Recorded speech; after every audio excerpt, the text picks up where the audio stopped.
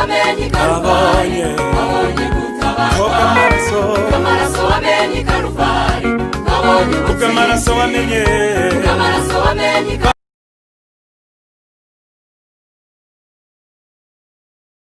Raho bakristo bene data aho muteraniye hose ku isi, ndabasuje mu izina ry'umwami wacu Yesu Kristo. Nitwa Bishop Gatarayiha Jean, nkaba ndi umuyobozi w'itorero Glory to God Temple. Reka tubanze dusenge. Mana, mu izina rya Yesu ndagushimiye uko wongeye kunyemerera kugira ngo nshobore kuvugisha ubwoko bwawe aho buteraniye hose ku isi. Reka ngusabe nciye bugufi yuko mwami Yesu wakwemera akaba ari wowe uvugira muri iki, ukangira igikoresho cyawe, n'abari jye aba ari wowe uvuga, kugira ngo mwami Yesu ijambo tugiye kuvuga, tugiye kwigisha, riba ari wowe uvugisha ubwoko bwawe aho buri mu isi yose, kugira ngo mwami Yesu bareke kurangara, iri jambo rigira akamaro kuri buri muntu wese uryumva. Izina ryawe rikomeze rihabwe icyubahiro mu isi yose, naho mwami Yesu buri muntu wese ari mu izina ry'umwami wacu Yesu Kristo usenze. Tugiye kwiga ku ijambo rivuga ibitambo binezeza Imana. Ibitambo binezeza Imana bishobora kuba bifite kondisiyo. Icyo gihe iba tuvuga ibitambo binezeza Imana, ni ukuvuga hariho n'ibitambo bitayinezeza. Mwibuka neza igihe Kayini yatanze igitambo na Abeli atanga icye, kimwe cyaremewe ikindi cyakwemerwa. Abeli icye kiremerwa, icya Kayini Imana yanga kucyemera ko ntabwo cyari cyujuje ubuziranenge. Reka rero mbere yo kugira ngo tuvuge kuri iri jambo, usangire dusome Bibiliya, ijambo ry'Imana mu Baheburayo igice cya 13 umurongo wa 15 kugeza ku wa 16. Nuko tujye dutambira Imana iteka igitambo cy'ishimwe tubiheshejwe na Yesu, aricyo mbuto z'iminwa ihimbaza izina ryayo, kugira neza no kugira ubuntu ntimukabyibagirwe, kuko ibitambo bisa bityo ari byo binezeza Imana. Mwakira ijambo ry'Imana. Tugiye kureba ibintu bitatu bikubiye muri iri jambo ry'Imana rijyanye n'ibitambo. Ikintu icya mbere haravuga ngo igitambo gishimwe aricyo mbuto z'iminwa ihimbaza izina ry'Imana. Igitambo cy'ishimwe, igitambo cy'ishimwe. Icyo gitambo cy'ishimwe kirimo ibintu bibiri, ngo dushime Uwiteka mu byiza no mu bibi. Mu byiza no mu bibi, turebe ikintu cya mbere. Mu bibi, ibibi unyuramo, ibibi waciyemo, intambara ucamo, ntibyaguhitanye. Uriho maze ushime Imana kuko uriho, kandi wizere neza ko nta joro ridacya, nta ntambara idashira, ibyiza biri imbere. Utange igitambo cy'ishimwe kuko bitakuhitanye. Waciye mu ntambara nyinshi, kandi buri muntu wese azicamo. Nta muntu utagira intambara ze. Mu rwego rwa buri muntu wese aba afite intambara ariho acamo. Izo ntambara ducamo nubwo bwose zifite ingaruka ku buzima bwacu, ariko dufite icyo twashimira Imana. Yaraturinze muri izo ntambara, iturinda umwanzi Shetani, iturinda ubugome bw'umwanzi, tukaba tukiriho kugeza ubu. Rero hari impamvu zo gushimira Imana, kuko waciye mu bibi. Benshi baciye mu bibi birabahitana, ariko wowe wabiciyemo ntacyo byagutwaye. Hari impamvu rero washimira Imana, kuko waciye mu bibi. Nubwo ubicamo kugeza ubu, Imana ntabwo yagukuyeho akaboko ngo umwanzi aguhitane. reka rero muri aka kanya ujye ushimira Imana, unayihe igitambo k'ishimwe kivuye ku munwa wawe, uvuge uhimbaze Imana, usenge ubwire Imana ngo ndagushimye kuko iki kibazo nacyo cyantwaye, kandi iki kibazo ndiho njamo ndagushimiye kuko ari wowe umfasha kurwana iyi ntambara, kandi nzi yuko uri umugaba mukuru w'ingabo kandi uri umurwanyi ukomeye, uzamfasha nsinde iyi ntambara. Rero yiba Imana igikomeje kukurinda mu bibazo urimo, hari impamvu yo kwishima. Ntabwo ushima Imana gusa kubera yuko wanezerewe mu bintu byiza. Noneho ibyiza Imana idukorera, hariho ibintu byiza nabyo Imana idukorera tugomba kwishimira. Ufashe nk'umwanya ugafata impapuro ebyiri, urupapuro rumwe ukandika ibyiza Imana yagukoreye kuva wavuka kugeza ubu, ukareba cyambere bamwe mwavukiye rimwe barapfuye uriho, cya kabiri bamwe mwatangiye kwiga amashuri rimwe bacikirijemo hagati kubera impamvu zitandukanye ariko wowe wararangije, cya gatatu bamwe bararangije amashuri wowe ntiwarangije ariko wowe Imana yaguhaye kuba umucuruzi cyangwa ibindi bintu ukora biragutunze uriho. Izo ni impamvu washimira Uwiteka. Imana igukorera ibyiza, nta muntu n'umwe yambwira ngo nta byiza afite kuko urahumeka umwuka k'abazima, ibyo wabishimira Imana. Ntabwo uri mu bitaro, ibyo nabyo wabishimira Imana kuko benshi bararwaye bari mu bitaro, benshi bahezeyo, benshi bari muri za bomboni ariko wowe uri muzima. Iyo ni impamvu washimira Uwiteka. Benshi barwaye korona nawe urayirwara ariko warakize, hari impamvu rero washimira Imana wakize korona kuko benshi barayirwaye irabahitana. Urabizi ko neza korona itavangura ku butoni, ntabwo itoranya abakuru ngo ireke abo hagati cyangwa abatoya. Korona ihitana wese. Korona ni umwanzi wa buri muntu wese, ni icyorezo. Rero ushimira Imana kuko icyo cyorezo kitari cyakugeraho. Iyo ni impamvu washimira Imana. Korona yaraje ariko wowe ntabwo wayanduye. Korona yaraje ntabwo mu mujyi wawe irimo.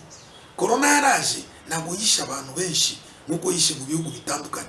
Urebye nko mu Butaliyani, urebye nko muri Amerika, Leta Zunze Ubumwe za Amerika, abantu barashize na korona.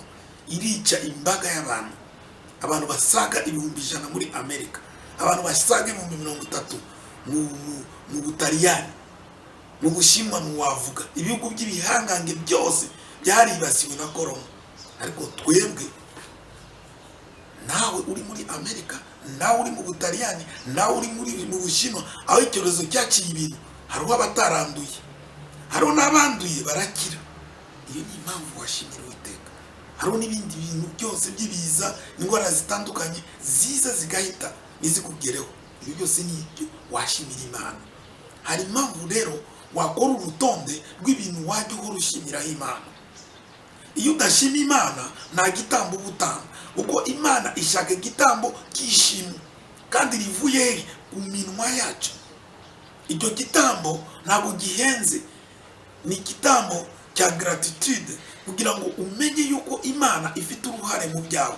Uriho si kubw'imbaraga zawe, ubutunzi ufite si kubw'imbaraga zawe, ubukene ufite ntabwo ubeshejweho n'imbaraga zawe, ahubwo ubwo bukene uracyarya, uracyambara, uracyaryama, urabona aho uryama. Nubwo utaba ufite aho uryama mu mifereji uri mayibobo, ariko uracyariho, uracyafite imbaraga zo gusiporta ubukonje.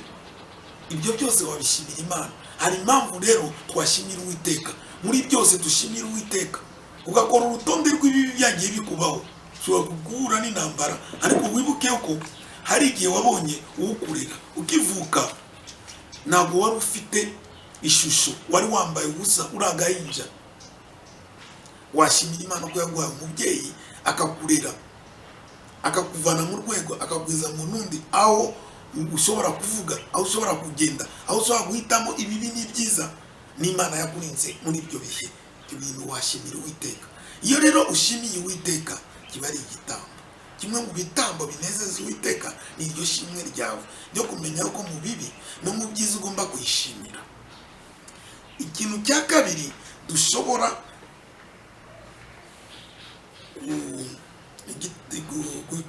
gishimisha Imana nk'igitambo ni ukugira neza. Iyo ugira neza Imana iranezerwa cyane. Wirinde kugirira mugenzi wawe inabi, ahubwo umukorere ibyiza ushoboye byose. Urinde mugenzi wawe ikibi n'igisa nacyo. Unezezwe nuko mugenzi wawe atera imbere, ajya imbere. Wirinde guteranya mugenzi wawe. Wirinde kugambanira mugenzi wawe. Wirinde kuvuga nabi mugenzi wawe. Wubahe amategeko 10 y'Imana. Iyo ibyo byose ubikoze kiba ari igitambo. Igitambo kinezeza Imana ntabwo ari igitambo gikomeye cyane. Ubirebye neza ugakurikira amategeko y'Imana neza, wahora utanga igitambo. Ariko mbere yo kugira ngo dukomeze kuvuga igitambo, reka mbasobanurire gato igitambo ari iki. Igitambo ni ikintu wigomwa ugatanga ku ndishyi y'ikintu wakoze. Ni ikiguzi muri make cy'ikintu kibi wakoze. Rero kera mu Isezerano rya kera habagaho ibitambo byotswa. Ibyo bitambo akaba ari byo bidukiza ibyaha. Nibyo byari Isezerano rya kera. Tuvuge urugero, wishe umuntu, igitambo watanga, ushobora gutamba igitambo cya mbere ikimasa, cyangwa ugatanga inama, cyangwa ugatamba ikintu cyari cyo cyose kiriha icyo cyaha wakoze cyotswa. Kaba n'inyoni, kaba n'inkoko, icyo watangaga cyose ntabwo cyabaga cyoroshye. Ariko noneho icyo gitambo cyari igitambo cyotswa kandi cyemerwa n'Uwiteka kuko niwe wagishyizeho. Icyo gitambo hariho abantu bagiraga ubutunzi bwinshi, bakabona ibintu byinshi byo gutamba. Akaba ariho abandi bari abakene nyakujya, badafite n'inyoni mu rugo, bashaka n'inyoni kuyibona bikaba bibagoye. Hakaba hariho abandi batabaga babifite ariko bafite igitambo bagomba gutanga kubera ikiguzi cy'icyaha bakoze. Icyo gihe kera washoboraga gutamba umwana wawe w'imfura, washoboraga gutamba ikintu kigufitiye akamaro icyo ari cyo cyose. Rero yiba warashobora wabuze ibyo byose byotswa, ibyo bitambo byose by'ubutunzi, inka, inama, ibintu byose ushobora gutamba utabifite, watambaga umwana wawe. Wumva akababaro umuryango wagiraga ufata umwana w'imfura mu rugo bakamutamba kubera iki? Kubera ibyaha byabaye mu rugo. Ariko Yesu arareba aravuga ngo iri sezerano ribereye abakire, abakene ntabwo ribabereye. Kubera ko umukire afite ibintu byinshi yatamba, ariko umukene ntabwo yari afite ibintu yatamba. Yageraga ahantu akafata umwana we akamutamba kuko yabaga amufite. Imana irebye uko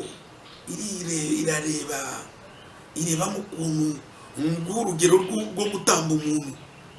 Aburahamu, Imana yaramubwiye ngo fata umwana wawe w'ikinege Isaka ugende umunambire ku musozi ngiye kukwereka. Icyo ni ikigeragezo kitoroshye. Nibuka Yefuta abwira Imana ngo kuko yari umwami agiye mu rugamba ajya kurwana intambara, arabwira Imana ngo nitsindi iyi ntambara atanga icyo bita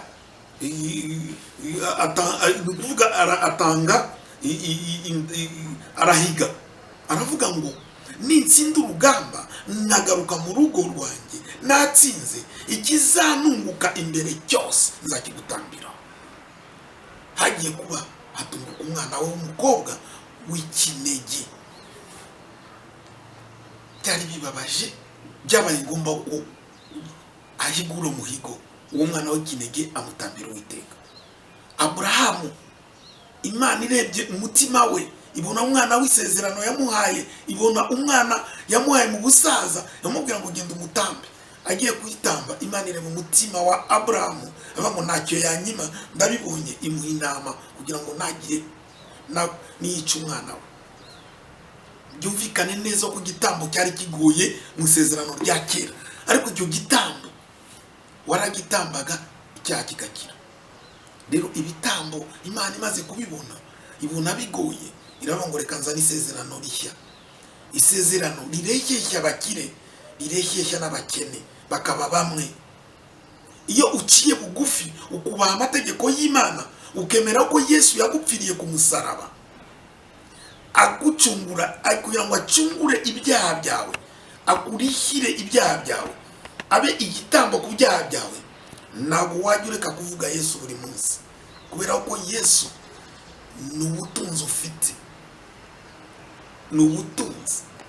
Ukuntu tugenda dukora ibyaha byose byacu kuva tuvuga kugeza ubu ngubu, ugasanga nta ndishyi twabona turiha kuri buri cyangwa ibyo ugitangira inama cyangwa utanga inka, ntabwo twabibona. Ariko none twagiriwe ubuntu, dufite umwami Yesu, uramuvuga, wamara kumuvuga ukamwizera, wamara kumwizera amaraso ye yavuye ku musaraba igorogota akakubera igitambo, ukakira icyo kintu. Rero icyo gitambo ntitugomba kugikinisha, tugomba kumenya Yesu ninde, uwatubereye igitambo ninde, niki tugomba gukora kugira ngo tumunezeze, niki tugomba gukora kugira ngo tube muri we. Kugira ngo tube muri we niki? Ni ukwirinda icyaha. Kwirinda icyaha niki? Noneho ni ugukoresha igitambo kugira ngo turihe indishyi y'icyo cyaha. Rero Yesu yaturiye icyo cyaha. Amena. Ushobora kunezerwa aho uri hose niba utari ubizi yuko hari uwakurihiye ideni y'icyaha, hari uwakurihiye indishyi.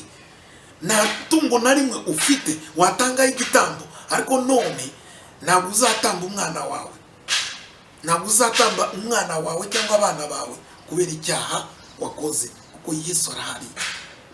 Ubundi icyo kiguzi ni icy'agaciro, ni ikiguzi kidufitiye agaciro, ni ikiguzi kinini cyane kirusha ubutunzi wabona bwose. Imana yashoboraga guhitamo igitambo uyiha. Ushobora kuzana inka ikavuga ngo yazana umwana wawe w'imfura, kuko cyangwa wazana umwana wawe w'ikinege, nk'uko yabibajije Aburahamu. Vuga rero, ntabwo Imana yangaga Aburahamu, ntabwo kandi warushaga ubutoni ni Aburahamu ku Mana. Ntabwo wowe uyirusha ubutoni, ntabwo urusha Aburahamu ubutoni ku Mana. Iba yaramubwiye ngo zana umwana wawe w'ikinege Isaka, wowe nicyo atagusaba. Ariko none turi mu buntu bw'umwami wacu Yesu Kristo, aho Yesu avuga ngo niwe gitambo yaje kuturira, ngo nakunze Imana yavuga ngo nakunze abantu cyane mbaho umwana wanjye w'ikinege Yesu Kristo, kugira ngo abamwiringiye batarimbuka, ako tuzarimbuka dufite umwami Yesu. Rero icyo kintu Imana igusaba kugira ngo noneho utambe igitambo, none ugomba kugirira neza abantu. Ujye wirinda kugirira nabi mugenzi wawe cyangwa kwifuriza nabi mugenzi wawe. Hari udasinzira kuko mugenzi we yateye imbere, ugasanga urababaye cyane kubera ko mugenzi wawe yateye imbere. Iyo wumvise ko runaka afite ibibazo, wowe ukanezerwa cyane, wakumva ibibazo byarangiye ukababara, ibyo ntabwo binezeza Imana. Icyo ntabwo ari igitambo kinezeza Imana. Ugomba kunezerwa na mugenzi wawe. Iyo inkuru nziza yageze kuri mugenzi wawe, nezerwa, ntiwifurize mugenzi wawe inabi.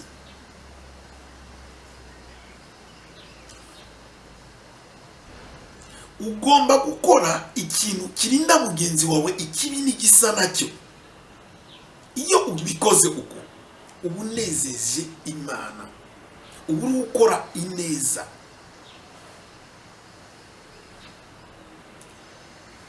ikintu cya gatatu, imana ifata nk'igitambo cyiza kiryoheye, igitambo kinejeje, kugira ubuntu. Kugira ubuntu ni ikintu kimwe kinezeza imana cyane. Fasha umuntu uruta kugira ngo nawe ukuruta agufasha, kuko imana iraturuta. Iyo ituruta, iyo wafashije umuto, imana nawe iragufasha. Iyo ufashije uruta, imana iranezerwa, ahubwo ikakongera ubutunzi aho wavanye. Ni kuvuga turebe abantu twafasha kugira ngo tubavane mu bukene. Kandi ikintu nshaka kukubwira, nta muntu n'umwe mu isi ubura umuntu aruta. Nawe buri muntu wese afite uwo aruta. Ushobora kumbwira ngo oya genda umukene nyakujya, oya ufite uwo uruta. Uracyarara mu nzu ariko aroma ibo ziryama mu yoro, ziryama mu yarara, zirya mu yarara, uwo ngura mu ruta. Ufite umwenda umwe ariko hari udafite n'umwenda umwe. Ufite umwenda ucitse ariko hari umuntu udafite n'ucitse. Ufite urya rimwe ku munsi kandi ukarya ibitarimo amavuta n'umuntu, ariko harimo umuntu utanabibona. Kuvuga ubura mu ruta. Ugize kuri ibyo ngibyo ubonye bitarimo umunyu, bitarimo n'amavuta, ukabiha kuri mugenzi wawe wabuze icyarya na gito, urabumuruta kandi urabukoze ibintu byiza. Hariho abantu bazi yuko bakire gusa aribo bagomba gufasha abandi, ariko none tangira ndagukangurira none kugira ngo ugire igitambo utegura cyo guha umuntu uruta. Tekereza uruta none kugira ngo ukore ikintu gishimisha Uwiteka, utange igitambo gituma imana inezerwa, kuko ufite uruta, ucakishe uruta kandi arahari. Nubwo ufite ikintu we akeneye, urabona yuko ukoze ikishimishije Uwiteka. Shaka umuntu wagirira neza, shaka umuntu wahesha akazi umukure mu bushomeri. Nubikora imana iranezerwa cyane. Urabubaye umugisha kuri uwo muntu, urabumuhaye, umwigishije kuroba aho kumuha ifi, aho kumuha ibiceri. Reba icyo wamushinga, wamuha gukora kugira ngo atere imbere, ajye ashobora kwibonera ibyo biceri umuhaye. Ibyo ni ukuba umukristo. Ibyo ukoze uba utanze igitambo. Imana irashaka ngo utange igitambo kiyinezeza. Nare ibitambo bitanezeza Uwiteka, tanga igitambo kinezeza Uwiteka. Reba umuntu wagirira neza, reba umuntu wagirira neza, wagirira ubuntu. Ubuntu ni iki? Ni gratite. Ukuba gratite nuko uhaye umuntu ikintu. Ushake umuntu wahesha akazi.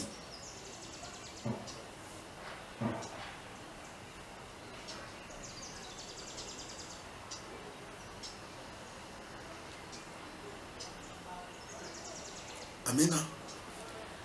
Umuntu wese akeneye undi. Iyo rero ukoze ikintu cyiza, ukoreye umuntu, ukamuha akazi, ukamuha igishoro cyo gucuruza, cyo guha umuntu amafaranga agatangiriraho acuruza, akaba umukire. Ejo cyangwa ejo bundi uzahura nawe azi neza ko ari wamuhaye igishoro, azakubaha kandi ashobora gusanga nawe wasubiye inyuma akaguteza imbere. Ineza ntabwo ihera. Iyo umuntu atakurishye ineza wamugiriye, imana irayikwishyura. Niyo mpamvu icyo gitambo kinezeza Uwiteka. Ndasaba none kugira ngo utekereze ikintu wakora, ikintu wakorera mugenzi wawe aho uri hose mu isi, kugira ngo anezerwe, kugira ngo mugenzi wawe ave muri situation mbi arimo. Ushobora no kugenda ugasura umurwayi umugemuriye, ushobora no kujya mu bitaro ugasanga hari uwananiwe kuriha facture yo kwivuza, ukamwishyurira. Wafashwe bakaba bamufashe bakamufunga kubera yuko yananiwe kwishyura facture ye kwa muganga. Uciye kwa muganga ufite amafaranga ukishyurira uwo muntu, ntabwo imana yazabyibagirwa. Sura bari muri gereza, abarushye n'abaremerewe, uzabona yuko imana igukorera ibitangaza. Gira ikintu ukora kugira ngo Imana uyishimire ibyo yakugejejeho. Uzi kubona umuntu aguhaye ikintu ngo numushime. Mujye mumenya gushima abakristo. Gushima ngo nabyo ni igitambo, ngo girusha ibindi bitambo byose kunezeza Imana. Iyo ushimye Imana, ngo Imana irishima, ngo kandi ishima gushima. Niyo yaguhaye, ariko iyo uyishimye iranezerwa kurusha uko wahiki. Ariko none Imana irakubwira uburyo wayinezezamo. Kimwe muri ibyo ni ugushima. Iyo ushimye Imana ugakoresha umunwa wawe ukanezeza Imana, ni ukuvuga icya mbere, icyo uri cyo cyose Imana iraguhamagarira gushima, kuko ntabwo ari wowe wakigize. Icyo ukora icyo ari cyo cyose ntabwo ari wowe wagihaye. Imana niyo yaguhaye ibyo ukora, niyitaye kuri grade ufite. Ndabwira buri muntu wese, nangiriye ku bakuru b'ibihugu, ubami n'ibikomangoma, kugeza ngo hasi kabisa wa wundi, ngo Imana irashaka ko utanga ibitambo.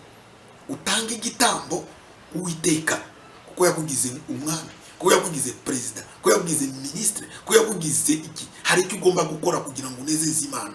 Muri ibyo ngibyo ugomba kugira ngo unezeze Imana, harimo kugira iki, kugira ubuntu. Tanga kuri ibyo ngibyo. Wabaye chef CEO w'ikigo, wabaye umucuruzi ukomeye cyane, shima Uwiteka n'ibyo ngibyo, kuko abantu benshi baracuruza bagahomba. Niba wunguka, Uwiteka bifitemo uruhare.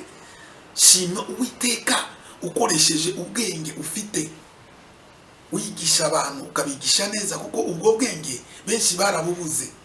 Wowe Imana yabuguhaye nk'impano, na kandi tuzi neza ko ijambo ry'Imana rivuga ngo ubwenge n'ubumenyi bukomoka ku Uwiteka. Rero shima Imana kubera ibyo. Shima Imana. Ikindi kintu, reka dusome mu Baroma igice cya 12 umurongo wa mbere kugeza ku wa 2. Nuko bene data ndabinginga ubw'imbabazi z'Imana ngo mutange imibiri yanyu ibe ibitambo bizima, byera, bishimwa n'Imana, ariko kuyikorera kwanyu kwiriye. Kandi nimwishushanye n'ab'iki gihe, ahubwo muhinduke rwose, mugize imitima mishya, kugira ngo mumenye neza ibyo Imana ishaka, ari byo byiza, bishimwa kandi bitunganye rwose. Ikimwe mu bitambo tugomba gutamba, ngo imibiri yacu igomba kuba ibitambo. Igitambo cy'umubiri wacu ngo ni igitambo Imana ishaka, ngo tuyihe Imana imibiri yacu nk'igitambo.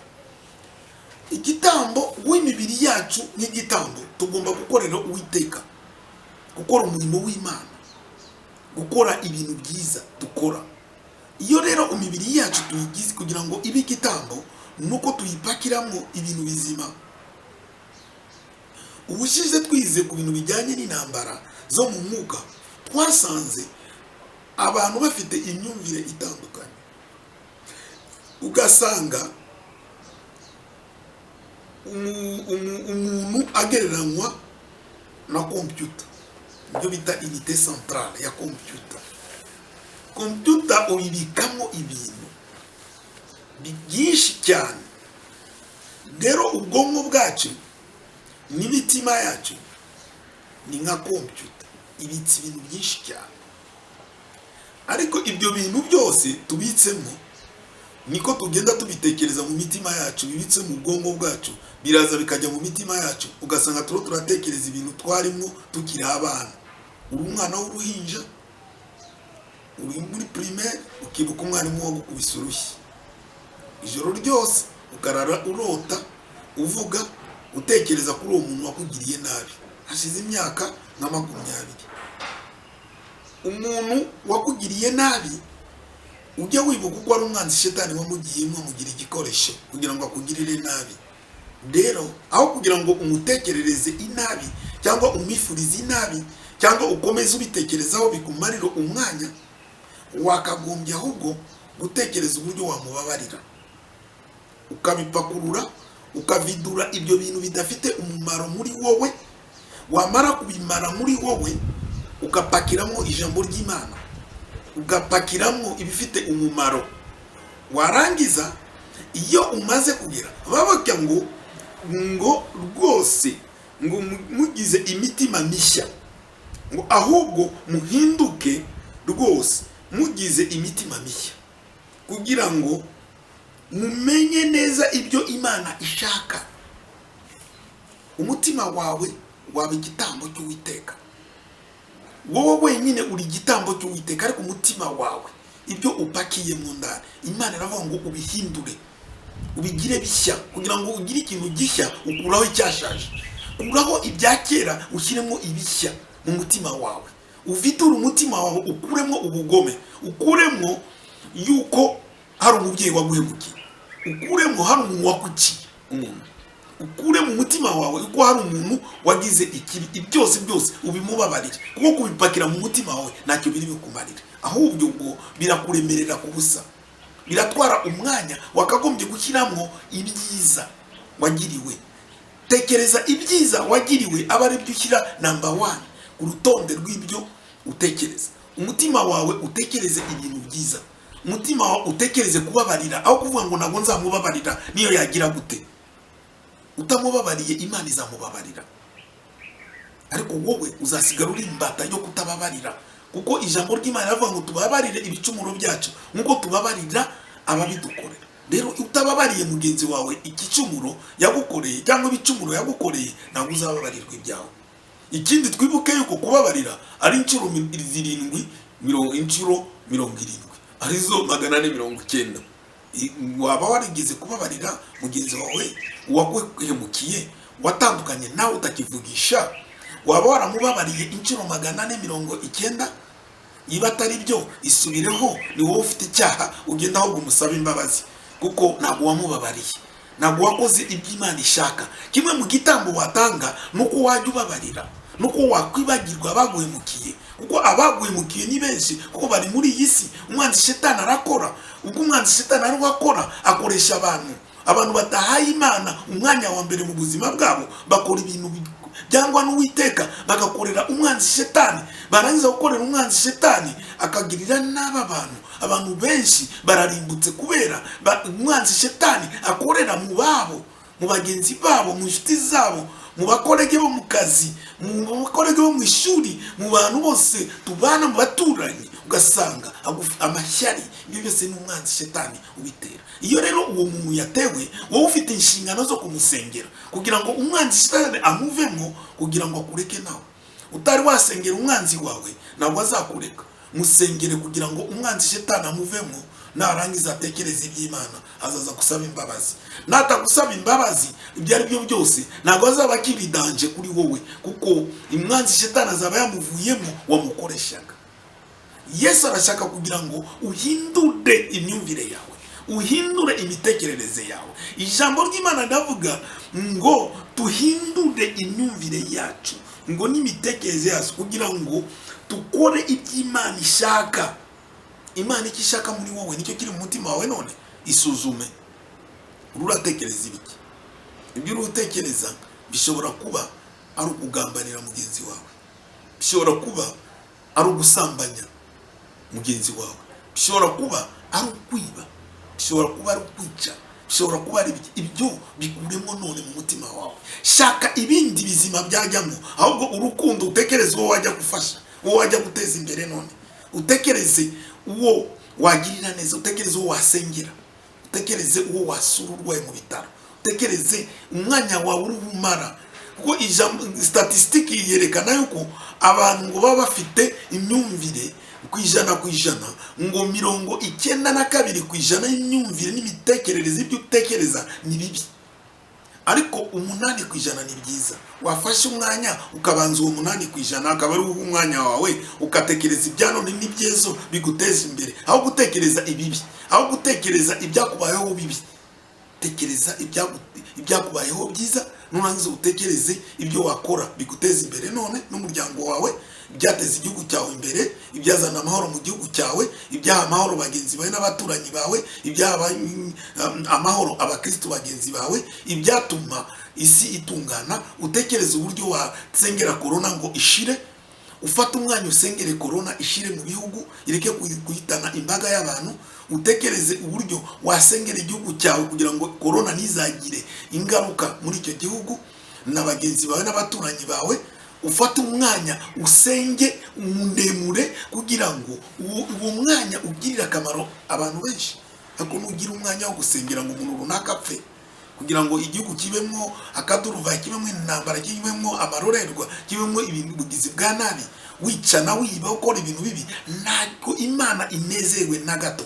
Imana irashaka ngo duhindure imyumvire yacu, duhindure ibyo dukora, duhindure ibyo dutekereza bitadufitiye umumaro, ahubwo dukore ibidufitiye umumaro.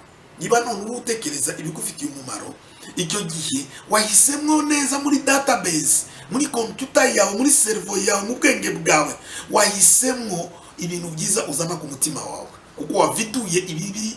Uragenda ukura ibyo uri butekereze muri servo yawe ko birahari. Washimiye Imana uko uriho, washimiye Imana uko utari mu bitaro, washimiye Imana uko utari. Rero iyo uri ushima, kuko gushima ni uburyo bwiza ngo bunezeze Uwiteka. Iyo ushaka kumenya ikintu cyatuma unezeza Imana, none wishimire ibyo yagukoreye, wishimire ko uhumeka umwuka w'abazima, wishimire ko utari mu bitaro, wishimire ko nuko wagiye mu bitaro ko wivuyemo, wishimire ko uri muzima, wishimire ko nta muvandimwe wawe uri mu bitaro, wishimire ko nuko yaba ari mu bitaro ntabwo yari yapfa, wishimire ko nuko yapfuye washoboye kumuhamba, wishimire muri byose, mu byiza no mu bibi. Iyo udashoboye gukora ibyo, Imana ntabwo ikumva, Imana ntabwo igukunda, Imana ntabwo yumva yuko ikintu cyose wayiha cyaba gifite akamaro. Ahubwo shaka ibitambo bifitiye Imana akamaro. Imana ntabwo uzayiha igitambo cy'amafaranga kuko ayo ufite nayayo. Imana ntabwo uzayiha igitambo cyo mu mikumbi yawe ngo uyihaye inka cyangwa uyigize, kuko Imana niyo itumye n'izo nka zibaho.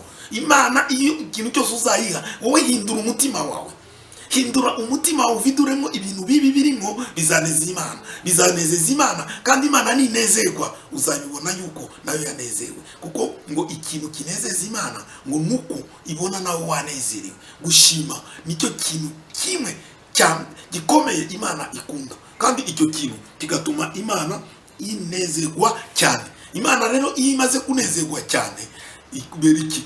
Iguha ibindi usabye. Uzarebe umuntu watuye, umuntu wagushije neza, nubwo yaba ari bose wawe, nubwo yaba ari abayobozi bawe, iyo ugiye kubasaba wabanejeje ntacyo bakwima. Uzajye wiga kwegera abakozi, abagukuriye ubuyobozi, wabanejeje, witwaye neza mu ngeso nziza. Usengera abayobozi bawe, usengere abagukuriye mu torero, usengera abagukuriye mu buryo bwa leta, usengera umuyobozi w'igihugu cyacu, usengera abaminisitiri, usengere abantu bose, abakuru za district, abakuru b'imidugudu bose ubasengere. Numara kubasengera bakamererwa neza, nawe uzamererwa neza. Iyo abo bamerewe nawe, natwe tumererwa nabi. Umuntu uhesheje, iyo umuyobozi wawe ameze neza, atekereza neza. Iyo atekereje neza, akora ibyiza. Iyo akoze ibyiza bikugeraho. Niyo mpamvu ugomba kugira amasengesho ashima Uwiteka ko yaguhaye abayobozi beza, ukagira Imana, ukagira umwanya wo gushimira Imana kubera yuko utapfuye, ugashimira Imana kuko uhumeka umwuka w'abazima, utari mu bitaro, ugashimira Imana yuko nubwo uri imfubyi ariko wabayeho ute. Aho kugira ngo utekereze ababyeyi bawe bagiye, ababyeyi bawe bapfuye ko batazabaho ubuziraherezo, ahubwo tekereza Imana yakurinze kugeza ubu, ituma ukiriho, igituma ukigenda, igituma waramize kandi uri imfubyi. Icyo ntabwo washimira Imana. Dushimira Imana. Reka dusenge dusoza kugira ngo Imana yacu tuyisenge. Imana, turagushimira ko waturinze kandi waduhaye uburyo bwo kugushimira dutanga ibitambo.